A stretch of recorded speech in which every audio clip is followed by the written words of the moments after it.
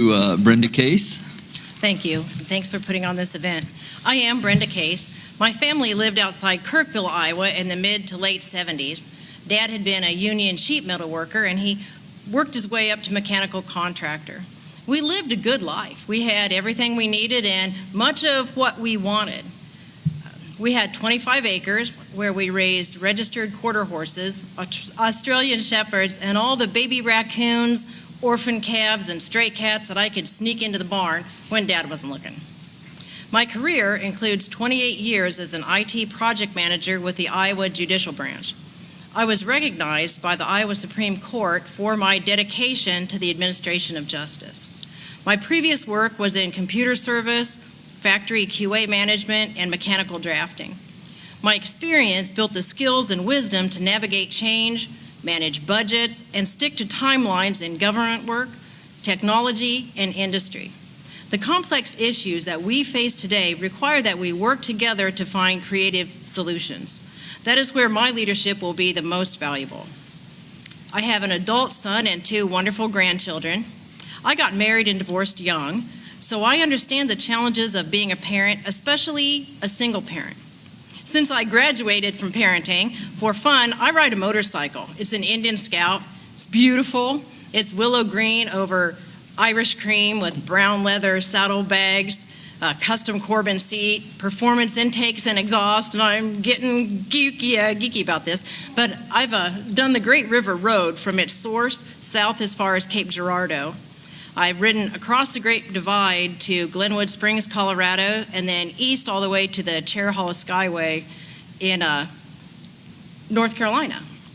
So I also go to the Cherokee Nation every year in Oklahoma. I am a citizen of the Cherokee Nation, and my family are buried there. Last year, I ran for mayor of Ottumwa. I knew in my heart that I could use the dedication, experience, skills, and wisdom that I earned in my career to help my city through some very tough economic and social challenges. The outcome of that election was the closest in the 183-year history of Ottumwa. I lost by only 15 votes.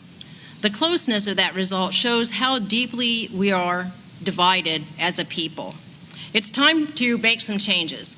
I will prioritize things that benefit real people like us: affordable health care, safe water and cancer prevention, fully funded, best in the nation again, public schools, affordable housing and groceries. Send me to Des Moines as your state senator. I won't forget where I come from or who I serve. It's you. I serve you. Vote Brenda Case. All right, thank you, Mrs. Case. Brenda? Thank you. Iowa's school voucher program, that's also known as school choice or education savings account, has a disproportionate share of our state budget. In fact, as approved by the Senate yesterday, it has no limit. Any family that wants to send their child to private or homeschool will get $8,000. In private hands, that money can be spent on any self-described school-related expense. This is going to sound insane because it is. House File 2754 is on the governor's desk today. Here are some of the things it does. Any or all students could leave public school and collect $8,000 each. There's no limit. 16 schools have already been defunded and had to close since the voucher program started in 2023. Private schools are not required to be accredited. Unaccredited schools can teach anything they want, or nothing at all. Homeschools can now have anyone as a teacher. That weird guy down the street who can't hold down a job, he can open a homeschool. He can enroll any number of children, and he doesn't have to be related to them in any way. He gets no background check, no degree, no license, no proof that he can read, write, or do math. That teacher could collect $8,000 of our tax money for each student. The payment stays with the home or the private school. No refunds.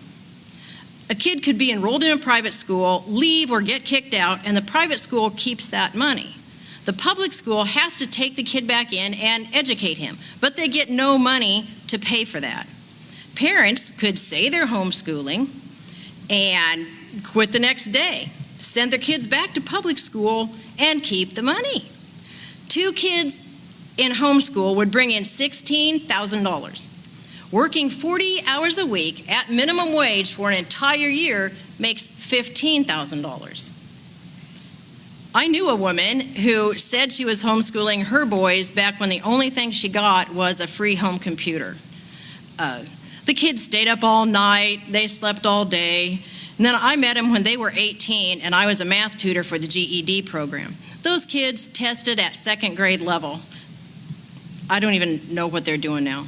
The voucher program will cost $350 million next year. We will pay $850,000 to the private company Odyssey to manage it. That's a 70% increase in 1 year. The state auditor has been blocked from investigating the voucher program. We don't really have any idea at all where that money is going. I'm not okay with it. Are you? No. Brenda? The biggest issue facing Iowans today is cancer. It's killing us, and we need to stop it. We enjoyed much better health back when I was a student at Eddyville High School than we do today. Not many of us knew anyone who had cancer. Now, I think all of us know several someones who either have it, survived it, or died from it. I'm a cancer survivor.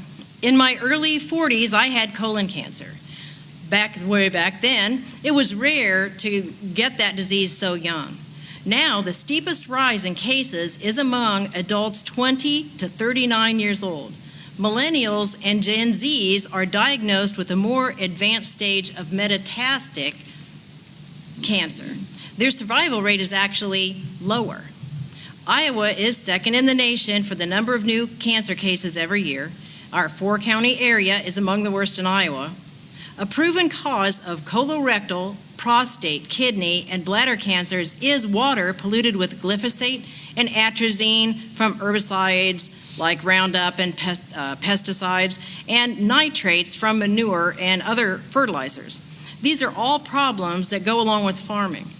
But the local farmer is not the bad guy here. In fact, farmers are the people most often exposed and also most likely to get cancer. Cancer does not have one cause. It will not have one solution. It's nonsense for us to sit around and wait for a silver bullet while more people are getting sick every year and while people are dying. We need to address deadly chemical contaminants in our water right now. As your senator, I will fight to support farmers and the environment. I will push for financial incentives for farmers to employ conservative techniques like planting cover crops and no planting zones near rivers, streams, and watersheds. I will restore the budget for water testing that was recently defunded. Failing to test does not make a problem go away. I would require insurance companies to cover routine early detection tests starting at age 35, not 50. Younger people than 35 that have a family history or have elevated risk factors could get testing even earlier, paid by insurance. I would incentivize the use of filtering barriers to reduce pollutants leaching into our water supply. Send me to Des Moines as your senator. I won't forget where I come from, and I won't forget who I serve. Because again, it's you. I will serve you.